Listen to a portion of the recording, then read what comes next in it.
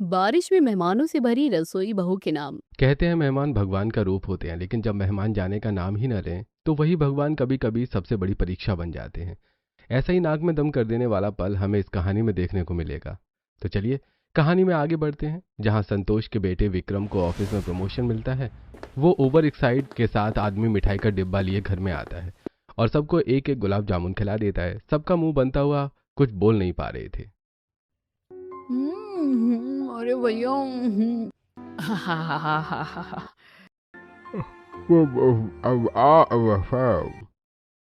ओहो, अब सब लोग पहले गुलाब जामुन खा लो, फिर मैं तसल्ली से आपको खबर सुनाऊंगा। विक्रम जी, एक तो मैंने भी गुलाब जामुन खा लिया, अब तो बता दीजिए कौन सी इतनी बड़ी खुशी है जिसके लिए आप ऐसे भागते हुए आ रहे हैं। अरे मम्मी पापा शिल्पा प्राची, दरअसल खुशखबरी है कि कंपनी में मेरा प्रमोशन हो गया है। मेरी 70,000 रुपए सैलरी हो गई है और मुझे एक नेशनल और इंटरनेशनल फ्री ट्रिप वाउचर भी मिला है। अब तो हमारे मजे ही मजे हैं, क्योंकि सब कुछ रेस्टोरेंट और खाना फ्री है। वाह बेटा, तूने तो बहुत अच्छी खबर सुनाई है। भगवान तुझे ऐसी ही उन्नति दे। वाह भैया, इसका मतलब है मैं आपके साथ बाहर घूमने जाऊंगी। ये मेरी पहली बार फॉरेन ट्रिप होगी। तेरी नहीं बल्कि हम सब की अब जाकर एमएनसी कंपनी में काम करने का फायदा हुआ। अरे बेटा, तू मिठाई नहीं लाया, पूरे मोहल्ले का मुंह मीठा करवाना है। ऐसा कर बहू, तू जाकर ना हलवा बना दे सूजी का, घी ज्यादा डालकर, और मेवे भून लेना। जी माँ जी, मैं फटाफट से हलवा बनाकर लाती हूँ। अरे उसकी कोई जरूरत नहीं है, मैं पहले ही लड्डू के डिब्बे लाया हूँ और हल्की हल्की बारिश शुरू हो गई है, तो कल सुबह ही सब लोगों का मुंह मीठा कर देना मोहल्ले में। वाह, मेरा बच्चा कितना समझदार है। तूने तो गर्व से मेरा सीना चौड़ा कर दिया है। माँ, भैया ने इतना बड़ा काम किया है तो क्यों ना सत्यनारायण की पूजा रखी जाए। इससे भैया को और ब्लेसिंग्स मिलेंगी, हमारे लिए भी अच्छा होगा। हाँ हाँ हाँ, ये तो बहुत अच्छा आइडिया है। सारे रिश्तेदारों को बुलाओ, भगवान का प्रसाद भी होगा और सबके साथ भोजन भी। मैं अभी सबको फोन कर देती हूँ। माँ जी, प्रसाद और खाने की पूरी तैयारी मैं संभाल लूंगी। क्यों बाहू, बहुत सारे रिश्तेदार आएंगे, उन लोगों का खाना तू नहीं बना पाएगी, प्रसाद भी बनाना है, फिर सबको देखना भी है। मैं हलवाई बुला लेती हूँ बेटा। माँ जी, मैं संभाल लूंगी। कितने गेस्ट हैं? 100 गेस्ट से कम नहीं आने वाले बहू। अरे पापा जी, हो जाएगा। तब प्राची सबके लिए गर्मा गर्म डिनर लगा देती है, जिसे बैठकर सब खाते हैं और सो जाते हैं। अगले दिन संतोष अपने बेटे की प्रमोशन की खुशी में पूरे मोहल्ले में लड्डू बांट देती है, साथ में सत्यनारायण की कथा का इनविटेशन भी दे देती है। उस दिन घर के सभी लोग बैठकर लिस्ट बना रहे थे। इतने में ससुर पंडित जी से सारी सामग्री की लिस्ट बनवा कर ले आता है। अरे बहू, एक पूजा की सामग्री लानी है। ये आम की लकड़ी, तिल, तिलक और ये पूजा का घी, सूखा नारियल के अलावा कौन लाएगा ये सब? मेरे से तो बाहर नहीं जाया जाएगा। चिंता मत कीजिए पापा जी, मैं अभी सामान लेने जा रही हूँ ना। खाना बनाने वाला पूजा का भी ले आऊंगी। ओहो भाभी, माले वाले को भी कह देना माला लानी है। और माँ, हम कांच का डिनर सेट निकाल लें? नहीं नहीं, तुझे पता है वो कितना महंगा सेट है। रिश्तेदारों के बच्चे बहुत निकम्मे होते हैं, तोड़ दिया तो लेने की देनी हो जाएगी। और तुझे कल सजावट का सामान भी तो लाना है। ओके माँ। घर के सभी लोग होने वाली पूजा की सामग्री और बाकी का सामान जुटा रहे थे। फिर बहू मार्केट जाकर पूजा की सामग्री सबके लिए नए कपड़े, मिठाई, फूल इत्यादि लेकर आ जाती है। अगली सुबह विक्रम और शिल्पा घर की सजावट कर रहे थे। बहू तोरण लगा रही थी, नंद रंगोली बना रही थी, सास माला पिरो रही थी। सभी ने संतरी और पीले के थीम पर कपड़े पहने हुए थे। अरे बहू, तूने पंचामृत और पूजा का भोग बनाकर तैयार कर दिया? हाँ माँ जी, आप निश्चिंत रहिए, मैं सारा काम कर दिया है। लेकिन माँ जी, खाना बनाने के बाद मेरी हालत जो खराब हुई है, ऐसा लग रहा है कि ज्यादा मेहमान आ रहे हैं। मैं तो तुझे पहले ही मना कर रही थी, लेकिन तू चिंता मत कर, बाहर बरसात हो रही है, खाना तो एक्स्ट्रा होना ही चाहिए। लेकिन सारे के सारे आ जाएंगे, ये भी जरूरी थोड़ी है। जी माँ जी। इतने में ससुर पंडित जी को ले आता है और बाहर बारिश होने लगती है। 2-4 मेहमान आ जाते हैं, उसके बाद पूजा शुरू हो जाती है। कमलेश जी, पूजा का मुहूर्त शुरू हो गया है, पूजा शुरू करूं? बारिश हो रही है, मुझे एक और जगह भी जाना है पूजा करने। हाँ हाँ पंडित जी, आप शुरू कीजिए, मेहमान आते रहेंगे। सत्यनारायण भगवान को माला पहनाकर उनके चरणों में कुछ फूल रखे जाते हैं और पंडित जी के मंत्र बोलते ही घर में सकारात्मक ऊर्जा पैदा होने लगती है। ओम अपवित्र पवित्रो व सर्वास तथागतोऽपि वाय स्परेण्ड मुरीन करण काक्ष बाह्य भयंतरः शुचि। यजमान, अब आचमन के लिए आपको जल ग्रहण करना होगा। हाथ आगे कीजिए। ओम केशवाय नमः, ओम नारायणाय नमः, ओम माधवाय नमः। शुक्रिया पंडित जी। हाथ आगे करो, हाथ धो लो। ओम ऋषिकेशाय नमः। इस तरह पूजा शुरू हो जाती है और नंद भाभी आपस में खुसर फुसर करने लगते हैं। वैसे शिल्पा, बारिश में कथा का अलग ही आनंद आएगा। हाँ भाभी, पर मुझे तो लगता है जितने मेहमान आने थे ना आ गए, अब कोई नहीं आने वाला। मजे ही मजे हैं। सही है, इतना काम नहीं करना पड़ेगा। जितने मेहमान कम उतनी सरदर्दी कम। रहने तो भाभी, आपकी खुशी ज्यादा देर तक नहीं थी। वो देखो मौसी जी, मौसा जी, चाचा जी सब आ गए हैं और उनकी पलटन भी। ओहो, यहाँ से उठकर उनको पानी वानी देना पड़ेगा। मैं आती हूँ शिल्पा। तब बहू उन लोगों का पैर छूकर, नमस्ते मौसी जी, नमस्ते मौसा जी, नमस्ते चाचा चाची जी। आओ बच्चों, बैठो बैठो। बेटा जरा आप पानी ले आना। जी लाई। एक तरफ कथा चल रही होती है तो वहीं बहू रसोई में जाकर एक एक करके आए मेहमानों को पानी देती हैं। किसी को तौलिया चाहिए होती है। इतने में बुआ जी का भरा पूरा परिवार भी आ जाता है। अरे शिल्पा बहू, तुम मेरी बहू से मिली हो? ये है यामिनी और ये मेरी बेटी मानसी और ये मेरा पोता टीटू और मेरे दोनों बेटे ऋतिक और रोशन। नाम तो ऋतिक रोशन रख दिया, लेकिन गुण तो उनके जैसे एक भी नहीं होंगे। नमस्ते नमस्ते बुआ जी, नमस्ते फूफा जी, नमस्ते। आप सब बैठिए ना। आप बुआ जी, फूफा जी, आपको तो लेट हो गया ना आने में। अब बेटा 2 दिन पहले बताया है, तब भी टिकट बन गई और अब बारिश इतनी झमाझम हो रही है कि हम आ ही गए। बहुत बड़ी बात है। क्यों यामिनी बहू? हाँ, आने में थोड़ा मुश्किल हुई लेकिन आ गए। बहू उनको भी पानी पिलाती है। 4 बजे तक कथा खत्म हो जाती है और परिवार वाले उस सबको भोजन करवाते हैं, जिससे बहू चक्कर लगाते लगाते थक जाती है और उसके बाद सभी मेहमान आपस में बैठकर गपशप कर रहे होते हैं। अरे बहू, बारिश का मौसम है, अगर तू गर्मा गर्म अदरक वाली चाय ले आती तो बढ़िया हो जाता। हाँ, और उसके साथ मजेदार पकोड़े। और बहू, मेरे लिए कम चीनी वाली चाय निकाल ही देना पहले। अरे मुझे तो नमकीन भी चाहिए, पकौड़े से मेरा काम नहीं चलता। मुझे मैगी चाहिए, मम्मा मैगी चाहिए। यामिनी, मैं अभी मैगी नहीं बना सकती। अगर बच्चे को बने हुए खाने में से कुछ चाहिए तो बता दो। नहीं नहीं प्राची दीदी, इसे मैगी ही खानी है। मैं ऋतिक जी की या रोशन से मंगवा लेती हूँ। वैसे हम सब की आखिरी मुलाकात विक्रम की शादी पर ही हुई थी और अब देखो बहू के हाथ का खाना खाने को भी मिल रहा है। हाँ, आज तो भाई साहब पेट भर के खाएंगे। अभी लाई सबके लिए बनाती हूँ। हे भगवान, इन लोगों की तो फरमाइश सुन सुन के मैं पागल हो रही हूँ। अकेले कैसे करूँगी? शिल्पा तू भी चल। भाभी आप काम शुरू करो, जब तक मैं टीटू के साथ खेल कर आती हूँ। चल टीटू, मैं तेरे को एक साइकिल दिखाती हूँ। प्राची परेशान हो जाती है और रसोई में जाकर पकौड़े बनाने लगती है। इतने में तेज खिड़की से बारिश की बौछार और हवा आने लगती है, जिससे प्राची का काम बढ़ जाता है और फिर उस जगह को साफ करने लगती है। फिर मेहमान प्राची के बनाए चाय पकौड़े खाकर खुश हो जाते हैं। वाह बहू, पकोड़े तो तूने बहुत अच्छे बनाए हैं। देख, मेरी बहू है ही ऐसी, उसके साथ की बनी हुई चीज अच्छी लगती है। हाँ ये तो है। शिल्पा 2 मिनट उनके साथ बैठती है और फिर वो लोग रसोई से चाय मंगवाते हैं। इतने में रोशन आकर मैगी का पैकेट देता है और उसे मैगी बनानी पड़ती है। मैगी बनाकर वो छोटे से बच्चे को देती है। इतने में आसपास के मेहमान उसे बुलाने लगते हैं। अरे बेटा, बारिश बढ़ जाएगी, जरा खाना पैक कर देती अपनी ताई जी के लिए, और मेरे बच्चे भी नहीं आए, और प्रसाद भी रख देना। बेटा मेरे लिए भी बांध देना। हाँ बहू, मेरे लिए भी खाना और प्रसाद पैक कर दो। बारिश हो रही है, टाइम से निकलना भी है। दिमाग का दही कर दिया है, ये नहीं कि अपने घर से कुछ लेकर आए जब यहाँ से पैक ही करवाना था तो।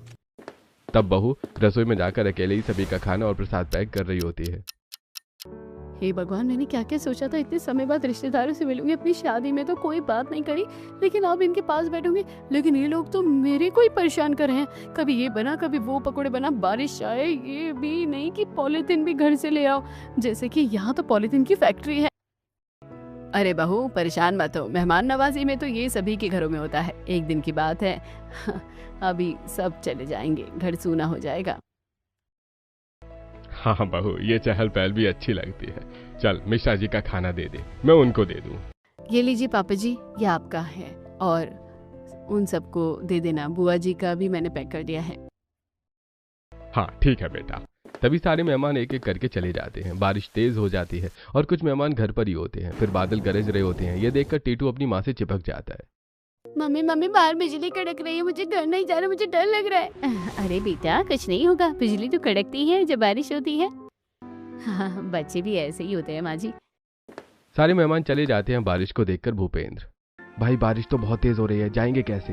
अरे इतनी भी क्या जल्दी है भूपेंद्र जी, इतने टाइम बाद मिले हो, 1-2 दिन तो रुक जाओ। क्या बहन, तुम लोग 1-2 दिन के लिए तो आने चाहिए थे। अरे तो भैया हम कौन सा भी तेज बारिश में निकल रहे हैं, हमारी टिकट कल शाम की है, कल ही जाएंगे हम।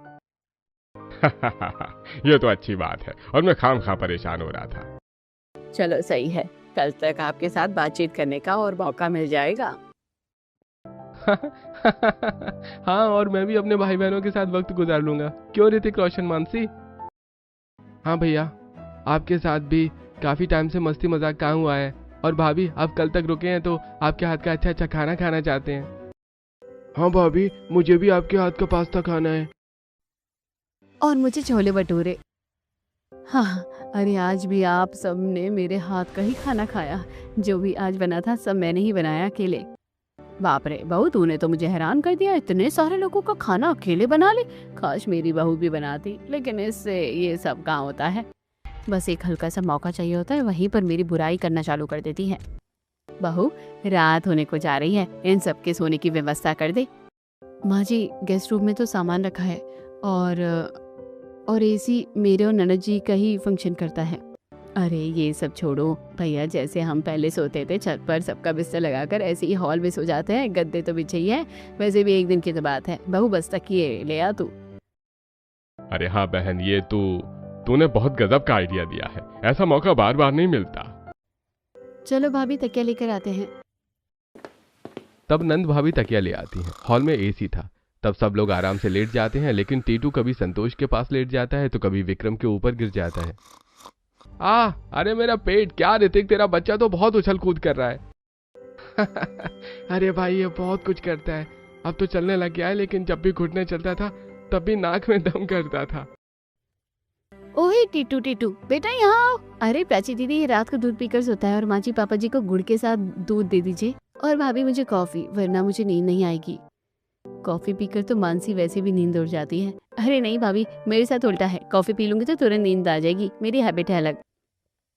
काम करके शिल्पा मेरे पाँव दर्द कर चुके हैं, और रसोई में थोड़े बर्तन भी साफ करने हैं। मेरे साथ रसोई में चलो। आज की रसोई तो वैसे भी मेहमानों के नाम थी भाभी, लेकिन इतनी ज्यादा बर्तन में साफ नहीं कर सकती। मैं चल देती हूँ, आपके साथ दूध उबाल देती हूँ, आप बर्तन का काम कर लो। प्राची के साथ शिल्पा जैसी उठकर जा रही थी, तब साधना उसका हाथ पकड़कर अपने पास बिठा लेती है। अरे बुआ जी की लाडली कहाँ चल दी? जब तू छोटी थी तब तो तू बचपन में बोलती रहती थी, बुआ टॉफी दे दो, चॉकलेट दे दो, और अब भाग रही है। चल मेरे साथ बैठकर बातें कर। भाभी कोई बात नहीं, मैं कर लेती हूँ, तुम यहीं बैठ जाओ। उफ, ये मेहमानों का आना भी कितना फ्रस्ट्रेशन होता है, लेकिन कल तक की बात है, उसके बाद मैं आराम करूंगी। ऐसा कहकर प्राची फैली हुई रसोई में जाती है, जहाँ उसे समेटती है, दूध उबालने लगती है और साथ में बर्तन साफ करती है। अरे बहू, कितनी देर लगाएगी? वहाँ पर सब लोग इंतजार कर रहे हैं, तो दूध लाई अभी तक? दूध नहीं लाई अभी तक? माँ जी काम करके आज मेरी रेल बन गई है। रसोई भी साफ करनी थी और थोड़ा टाइम लग गया, बस आ ही रही थी। कल चले जाएंगे, उसके बाद तू आराम करना। जल्दी से गुड़ वाला दूध ले आ। जी माँ जी। प्राची रसोई साफ करने के बाद मानसी को कॉफी बनाकर बुआ फूफा को गुड़ के साथ दूध दे देती है। ये लो दीदी और मानसी तुम्हारी कॉफी। अब चैन से सो जाती हूँ, कोई काम नहीं करना। प्राची जैसे ही लेटती है तो वो बर्तन वापस रखना भी उसे ही रसोई में जाना पड़ता है, और फिर लाइट ऑफ करके सो जाते हैं। तो टीटू परेशान करने लगता है। जैसे तैसे बहू बहुत देर बाद सो पाती है। अगले दिन जल्दी उठकर उसे फिर से सबका रसोई में नाश्ता बनाना पड़ता है। बाहर बारिश के चलते फिर से बुआ पकौड़े की फरमाइश कर देती है। अरे हाँ बहू, तुम्हारे फूफा जी को पनीर के पकोड़े बड़े पसंद है, वो बना देना, और मानसी को प्याज के पकोड़े। अरे भाभी, आपसे पास्ता की कही थी, बनाया आपने? पास्ता बनाने का सामान नहीं है देवर जी। अरे भाभी, शाम तक हम चले जाएंगे, बना दो ना, फिर पता नहीं कब आएंगे। ठीक है बनाती हूँ, लेकिन बाहर बारिश हो रही है, तुम ला कर दे दो। अरे बहू, अब उसे क्या पता कि बाहर कौन सी दुकान पर पास्ता का सामान मिलेगा। हम रहते थोड़ी है यहाँ, तू ही चली जा। मतलब मैं ही पकोड़े बनाऊं और मैं ही बारिश में बाहर जाऊं। अब तो मेहमान जल्दी चले जाए तो बढ़िया होगा, किसी और से बोलूंगी तो नखरे करेंगे, इसलिए खुद ही जाकर ले आती हूँ। तब प्राची बारिश में छाता लेकर ग्रोसरी की दुकान पर चली जाती है और वहां से पास्ता बनाने का सामान ले आती है, और आकर एक गैस पर पकौड़े बनाती है तो दूसरे पर पास्ता बनाती है। इसके बाद वो मिक्सी में चटनी बनाती है। अरे भाभी, ये क्या घर घर करके मशीन चला रही हो? चटनी पकोड़े कौन खाएगा? अरे बारिश का मौसम है, अदरक तुलसी वाली चाय भी बना देना। हाँ भाभी, मुझे बहुत पसंद है। मेरी साड़ी भी भीग गई, लेकिन इन लोगों की फरमाइशें नहीं खत्म हो रही हैं। फिर सबकी फरमाइश का खाना बनाकर प्राची डाइनिंग टेबल पर लगा देती है। अरे वाह बहू, मजा आ गया। पकौड़े हो तो बस प्राची बहू के हाथ। क्यों, मेरा तो मन ही नहीं भर रहा है। पर फूफा जी पेट तो भरता होगा ना। अरे फूफा जी मजाक बहुत करते हैं ये। अरे हम तो बुरा नहीं मानते, बहू भी तो हमारी बात का बुरा नहीं मानती है। तभी यामिनी टिकट देखकर, ओहो माँ जी पापा जी गड़बड़ हो गई है। ये जो हमारी शाम की ट्रेन से जाने की टिकट थी ना, वो तो कैंसिल हो गई। अब हम कैसे जाएंगे? क्या ऐसे कैसे टिकट कैंसिल हो गई? हाँ भाभी बताओ तो। ज्यादा बारिश की वजह से ट्रेन रद्द हो गई है। ट्रैक पर पानी वगैरह भर गया होगा और सेफ भी नहीं है, तो हमें दोबारा टिकट बुक करनी पड़ेगी। मतलब आज जाना कैंसिल। हम मामा मामी जी के घर पर 1-2 दिन और रुक सकते हैं। अरे वाह, मजा आ गया अब तो। दीदी एक बार फिर कोशिश करके देख लो, शायद कोई दूसरी ट्रेन बुक हो जाए। मतलब जरूरी नहीं है ना कि सारी ट्रेन बंद हो जाए। हाँ मैंने चेक करके देख लिया, एक ही ट्रेन थी जो हम बुक करके आए थे। हे भगवान, ये लोग तो जा ही नहीं रहे हैं। अब मैं क्या करूं? अब पता नहीं कौन सी फरमाइश करवाएंगे 2 दिन तक। और मज़ा आ रहा है अब यहाँ पर, तो कुछ दिन और रहेंगे और भाभी के हाथ का बढ़िया बढ़िया खाना खाएंगे। भाभी मैंगो शेक पीना है, हमारे में मैंगो शेक नहीं मिलता इतनी आसानी से। हाँ भाभी, आपको तो पता है आगरा कैसी जगह है, इतना सब कुछ अवेलेबल नहीं होता जितना कि दिल्ली में है। अब ये बारिश बंद हो तो भाभी एक बार यहाँ की मार्केट भी करवा दो, मैं कुछ खरीद लूंगी। यहाँ बहुत अच्छा सामान मिलता है और सदर तो बहुत बढ़िया बाजार रहा है ना, मैंने सुना है। हाँ ये तो है। दोस्तों, क्या प्राची के मेहमान यहाँ से जाएंगे या मेहमानों की रसोई में घुसकर फरमाइश ही पूरी करती रहेंगी? आपको क्या लगता है? कमेंट करके हमें जरूर बताइए। सबके चाय नाश्ता करने के बाद बहू रसोई में बर्तनों को साफ करती है, तब आराम करने अपने कमरे में जाती है कि संतोष साधना आते हैं। बहू फिर से खड़ी हो जाती है। बहू तू यहाँ पर आराम कर रही है, दोपहर का खाना भी तो बनाना है और अब तो तेरी बुआ भी यहीं पर है। ऐसा कर बहू, बहुत कचौड़ी और कचौड़ी खा ली। ऐसा कर मसाला दही भिंडी रायते पराठे और दाल मखनी बना दे, साथ में चावल। जी ठीक है माँ जी। तब बहू को रसोई में जाकर आटा लगाना पड़ता है। एक तरफ भिंडी काटती है, दूसरी तरफ रायता तैयार करती है। बारिश के इतने ठंडे मौसम में मुझे यहाँ पर सब बनाना पड़ रहा है, वो भी अकेले। इनका अच्छा हो गया है कि रुकना पड़ गया, अभी तो मुझे दाल मखनी भी बनाने में मेहनत करनी है। कुछ ही दिन में बहू सब कुछ तैयार कर लेती है और सब खाना खाते हैं। इसी तरह मेहमानों की जी हुजूरी करने में बहू को बार बार रसोई में जाना पड़ता है। 2 दिन बाद यामिनी फिर से टिकट बुक करती है तो ओहो ट्रेन तो इस वक्त चल ही नहीं रही है और बस की सारी सीटें फुल हैं। अब कैसे जाएंगे?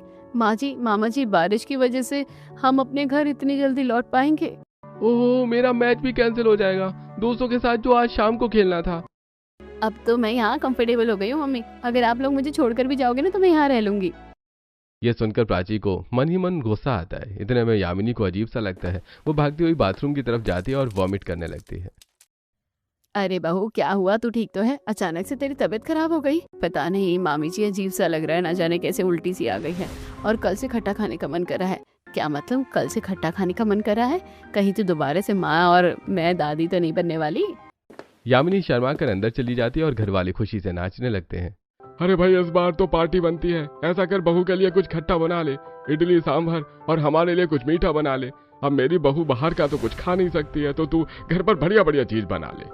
हाँ, ये मेरी यामिनी के लिए ठीक रहेगा। लगता है ये लोग मुझे रसोई में ही दफन करके मानेंगे।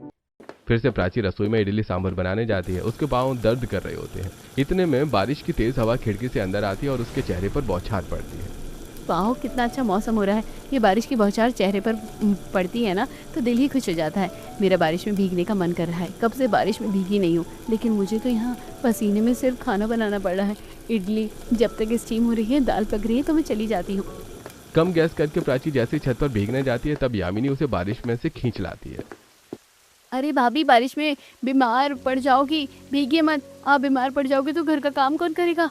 चल मानसी, हम मजे करते हैं। हाँ भाभी जाइए, जब तक मैं बारिश में मजे करती हूँ तब तक आप गरम गरम इडली सांभर लेकर आओ। तब दोनों नंद भाभी डांस करने लगते हैं और ये देखकर प्राची को बुरा लगता है। बरसो रे मेघा मेघा, बरसो रे मेघा मेघा, मीठा है कोसा है, बारिश का बोसा है, चल तल तल तल तल, चल चल चल चल बहता चल नन्ना रे। मैं मजे करने आई थी और मुझे साइड करके दोनों मजे कर रही है। वाह। कुछ देर बाद सब लोग इडली सांभर खाते हैं। भाभी इडली सांभर तो बहुत अच्छा बना है। यामिनी भाभी के लिए, वो प्रेग्नेंट है ना, लेकिन गोलगप्पे खाने की क्रेविंग मुझे हो रही है। आप मेरे लिए भी गोलगप्पे बना दो कि क्या भाभी? अभी तो मौका भी मिल जाएगा। हाँ मानसी, क्यों नहीं, बनाऊंगी ना। यह सुनकर प्राची अपने कमरे में जाकर टेडी बेयर को गुस्से में 3 4 5 मारती है। ये देखकर विक्रम उसे रोकता है। अरे जानू, क्या हुआ, गुस्से में क्यों हो? नहीं करूँ तो क्या करूँ विक्रम, जब से तुम्हारे सत्यनारायण की कथा हुई या घर में ये मेहमान जाने का नाम ही नहीं ले रहे हैं। मैं अकेले कितना काम करूँ। कभी किसी को अच्छा वाला दूध चाहिए, रोज रात को दूध दो, बर्तन साफ करो। एक बार तो मुझे बारिश में जाने का मौका भी नहीं मिल रहा है। अपनी रसोई में मेहमान हो गई हूँ मैं, मेहमानों के नाम का खाना बनाते बनाते, कभी ये कभी वो। और अब यामिनी की प्रेगनेंसी, मैं खुश हूँ लेकिन मैं खाना बनाने में फ्रस्ट्रेट हो चुकी हूँ और कोई हेल्प भी नहीं करवाता है। अरे यार, ये रोज रोज थोड़े आते हैं, और अतिथि देवो भव सुना तो है तुमने, 2-4 दिन की बात है। हाँ, 2-4 दिन कह के 10 दिन निकाल दिया इन लोगों ने। यहाँ पर सीट में बस सीट नहीं मिल रही है, बस नहीं मिल रही, कभी ट्रेन की टिकट कैंसिल हो रही है, और अभी प्रेगनेंसी। मुझे तो डर है कि ये यही ना रुक जाए। अरे ऐसा कुछ नहीं होने वाला, ठंडी हो जाओ। प्राची अपने गुस्से पर काबू पाती है और फिर से रसोई में मेहमानों की फरमाइश का खाना बनाकर ले आती है। वो बहुत ज्यादा थक जाती है, उसे खुद भी खाने का मौका नहीं मिलता, और टीटू कीचड़ से बाहर खेलकर घर के अंदर आता है और गंदगी कर देता है। बल्ले बल्ले, ये देखो मेरी ड्राइंग मैंने बना दी यहाँ पर। अरे बेटा, ये तूने क्या किया? तू कीचड़ में गंदा हो गया और यहाँ पर भी गंदा कर दिया। अरे प्राची बहू, जरा इसको नहला दे। तुझे तो पता है यामिनी बहू कर नहीं सकती, और यहाँ की सफाई भी कर दे। जी फूफा जी। न चाहते हुए प्राची को टीटू को नहलाकर उसे साफ कपड़े पहनाने पड़ते हैं और कीचड़ को भी साफ करना पड़ता है। अगले दिन ऋतिक यामिनी को अस्पताल ले जाता है। तब घर आकर, भाभी क्या बताया डॉक्टर ने, सब सही है ना? डॉक्टर ने बताया है कि मेरा बेबी हेल्दी है और मुझे पता नहीं चला कि मेरा 3रा महीना लग गया है। अब ऐसे में मैं ट्रैवल नहीं कर सकती बाहर, कम से कम 2 महीने मुझे संभल कर चलना होगा, तभी मैं अपने घर जा सकती हूँ शायद। कोई बात नहीं, रह लेगी यामिनी बहू यहाँ पर। अरे भाभी कैसी बात कर रहे हो, यामिनी बहू को मैं अकेला छोड़ूंगी? पता नहीं ये बारिश कब बंद होगी, बारिश में भी बहू को नहीं ले जा सकती, नाजुक महीना है। अब हम 2 महीने बाद ही यहाँ से जाएंगे, क्यों जी? हाँ, वैसे ही अपना ही परिवार है ये भी, और मेरी फैक्ट्री तो मजदूर चला ही रहे हैं। मैं यहाँ से बात कर लेता हूँ फोन पर। मेरा भी कुछ खास काम नहीं है मानसी, और मेरी ऑनलाइन पढ़ाई यहीं से हो जाती है। तो बस अब तो मामी जी के यहाँ मैं कंफर्टेबल हो गई हूँ, यहीं रहूंगी। लेकिन दीदी अब मैं जमीन पर नहीं सो पाऊंगी, मेरे बिस्तर का अरेंजमेंट कर दो। हाँ बेटा, मेरी बहू के लिए ये सब ठीक रहेगा ना? हाँ बेटा, मेरी बहू के लिए ये सब ठीक नहीं रहेगा। हाँ हाँ बहन, सब हो जाएगा, तू चिंता मत कर। यामिनी बहू को यहाँ कोई तकलीफ नहीं होने देंगे। दीदी आज मेरा फ्रूट कस्टर्ड खाने का मन है, लेते आना, उसमें स्ट्रॉबेरी ब्लैकबेरी जरूर डलवाना। हे भगवान, जिसका डर था वही हुआ। 10 दिन तो बहुत मुश्किल से संभाले, अब 2 महीने का सोचकर मेरा दिमाग फटा जा रहा है। और ऊपर से यामिनी की फरमाइश, लगता है मैं अपनी रसोई से निकल ही नहीं सकती। फिलहाल तो मुझे बाहर बारिश में इसके लिए स्ट्रॉबेरी ब्लैकबेरी लेने जाना पड़ेगा। चिंता मत करो यामिनी, मैं लेकर आती हूँ। बहुत बारिश में कैसे जाएगी? विक्रम बेटा, इसको मार्केट ले जा, बारिश तो धीरे हो रही है। ले जाता मम्मी, लेकिन बाइक में बारिश का पानी घुस गया है, वो ठीक से नहीं चल रही है। आप अपनी बाइक को ठीक करवा लो विक्रम जी, मैं चली जाऊंगी। भाभी मैं भी चलती हूँ, बाहर से समोसे खा कर आऊंगी और स्टीम वाले मोमोज। और मैं भी। बाहर बारिश में जाकर प्राची को बहुत गुस्सा आता है। वो सामान खरीदती है और फिर उसे अपने नंदों पर भी पैसा खर्च करना पड़ता है, और इसी तरह से 1 महीना बीत जाता है। मॉनसून के महीने में प्राची की हालत खराब हो जाती है, लेकिन मेहमानों की फरमाइश खत्म नहीं होती। Italian, south Indian, continental, Chinese सब बहू को बनाना पड़ता है। मौके का फायदा उठाकर यामिनी प्राची से अपने पैर भी दबाती है। वैसे तो दीदी मुझे अच्छा नहीं लग रहा आपसे ये करवाते हुए, लेकिन क्या करूँ, थोड़ा दर्द हो रहा है। कोई बात नहीं, नाजुक समय में ये सब मैं कर सकती हूँ। इतना ही नहीं, बीच बीच में यामिनी को कभी गोंद के लड्डू चाहिए तो कभी भुट्टा। वो आधी रात को प्राची को उठाती है। दीदी बच्चों को पास्ता चीज सैंडविच खाने की क्रेविंग हो रही है, आप बना दो। यामिनी मैं अभी तो सोने गई थी 1:30 बजे काम खत्म करके, और तुम आ गई। अब तो मानसी को भी किचन का पता है, जाओ उसको जाकर बोल दो। यदि आप उसको जगाओगे तो क्या होगा, बाकी लोग भी तो उठ जाएंगे, सब हॉल में सास सो रहे हैं। ठीक है, मैं करती हूँ। न चाहते हुए भी प्राची को अपनी नींद तोड़कर यामिनी के लिए चीज सैंडविच और पास्ता बनाना पड़ता है, जिसे यामिनी मजे से खाती है। कुछ भी बोले, रिश्तेदारों के घर पर फ्री में मजे करने में बड़ा ही मजा आता है। ये तो मुझे पता है कि सिर्फ इसे नहीं, पूरे परिवार को मजे आ रहे हैं यहाँ, और मेरी हालत खराब कर दी है। तब प्राची सोने चली जाती है, पर 3 घंटे बाद फिर से मेहमानों के लिए उसे उठना पड़ता है। अरे बाप रे, ये मेरी पूरी रसोई में रस्सी डालकर किसने कपड़े सुखाए हैं? भाभी मैंने कहा था ना कि हमारे कपड़े बाहर सूख नहीं रहे हैं ना, और रसोई में गर्मी है तो कपड़े जल्दी सूख जाएंगे। अच्छा मानसी, मुझे खाना बनाने में प्रॉब्लम होगी। अरे भाभी हो जाएगा, डोंट वरी। वो मैं बोल रही थी बादाम का हलवा बन जाएगा क्या? नहीं मानसी, यामिनी के लिए लड्डू बनाने के लिए ही बादाम खत्म हो गए हैं। एक तो यहाँ पर इतने टाइम से रह रहे हो, ऊपर से इन लोगों की फरमाइश, मेरे पति का बजट भी हिल गया है। एक धेला नहीं दिया इन्होंने जेब से। सुबह का नाश्ता बनाकर प्राची सीढ़ी पर चढ़ रही थी कि फिसल जाती है और सांस संभाल लेती है। संभाल कर बहू, अभी तो गिर जाती। तो क्या माँ जी, इस घर में किसी को फर्क नहीं पड़ा। 1.5 महीने से मैं अकेली रसोई संभाल रही हूँ। मेरी हालत देखिए, सो भी नहीं पाती हूँ। आपको नहीं दिखता ये लोग कैसे मुझसे काम करवाते हैं? दिखता है बहू, मैं जानती हूँ आप तो परेशान होने लगी है और ये जानबूझकर अलग अलग खाना बनवाते हैं, पर मैं क्या कैसे करूँ? ये सुनकर प्राची कमरे में चली जाती है। उसकी हालत बिल्कुल ठीक नहीं थी। तभी वो गुजरते हुए यामिनी को डांस करते हुए देख लेती है। इसके कुछ देर बाद वो जल्दी जल्दी सीढ़ियों पर चलते हुए भी देख लेती है और भारी सिलेंडर खिसकाते हुए भी। ये हो क्या रहा है? मुझे तो कहीं से नहीं लग रहा कि ये प्रेग्नेंट है। प्रेग्नेंट लेडी 4थे महीने में ऐसे थोड़ी करती है। लेकिन इसके जूस का टाइम हो रहा है, जरा देकर आऊं। प्राची जैसे ही उसे कमरे में जूस देने जाती है तब यामिनी को अपने पेट से छोटा तकिया निकालते हुए देख लेती है। बाप रे, 20 दिनों से यही लगाना पड़ रहा है। अच्छा नहीं लगता, लेकिन लोगों को तो विश्वास करना पड़ेगा ना कि 4 महीने की प्रेग्नेंट हो। पेट निकलने लगता है। मुझे तो खुशी इस बात की है कि इतना अच्छा अच्छा खाने को मिल रहा है। दीदी मेरे पैर भी दबा देती है। अच्छा, इसका मतलब 2 महीने से तुम यहाँ पर नाटक कर रही थी। तुम प्रेग्नेंट नहीं हो? चलो निचास, तुम्हारा भांडा सबके सामने फोड़ देती हूँ। ओह नो, आपने सब सुन लिया। गुस्से में प्राची खींचकर यामिनी को नीचे ले आती है और सबको इकट्ठा कर लेती है। तब साधना, प्राची बहू अपनी हद में है। मेरी बहू गर्भवती है और तू उसे इतना जल्दी जल्दी उतार कर ला रही है। शर्म नहीं आती? हाँ, मुझे शर्म नहीं, आपको शर्म आनी चाहिए। और आपकी बहू को। उसने आपको तो अंधेरे में रखा और हमें भी रखा। पता है इस घर में मेरी क्या ही हालत हुई है। प्रेगनेंसी के पीछे में रसोई में मैं खड़ी खड़ी रही और न जाने क्या क्या बनाना पड़ा। ऊपर से आपकी बेफरमाइश। किसी ने भी किचन में मेरी मदद करवाना तो दूर नहीं समझा। और जरा पूछिए अपनी बहू से कि वो प्रेग्नेंट है या नहीं। इतने टाइम से ट्रेन के टिकट और सीट का बुक ना होने का बहाना बनाया गया है। यह सुनकर सबको धक्का लगता है और साधना अपनी बहू को चांटा मारती है। यामिनी बहू, तूने हम सबके जज्बातों के साथ खेला। क्यों बोला तूने इतना बड़ा झूठ? क्यों बोला ये आप मुझसे पूछ रही हैं? आपसे ही तंग आकर मुझे ये नाटक करना पड़ा। घर पर आप मुझे 24 घंटे रोबोट की तरह काम करवाती रहती हो। बहू ये कर दे, बहू वो कर दे। मैंने यहाँ नाटक किया, मुझे पकौड़े खाने की वजह से उल्टी हुई थी, लेकिन फिर मैं इस चीज़ को प्रेगनेंसी के नाटक में बदल दिया। और जब धीरे धीरे मुझे अटेंशन मिला, अच्छा खाना मिला, तो मुझे ये करना ठीक लगा। क्योंकि आप तो यहाँ पर भी मुझे यही कह रही थी कि बहू घर जाकर बहुत काम करना है तुझे, तो क्यों जाऊँ?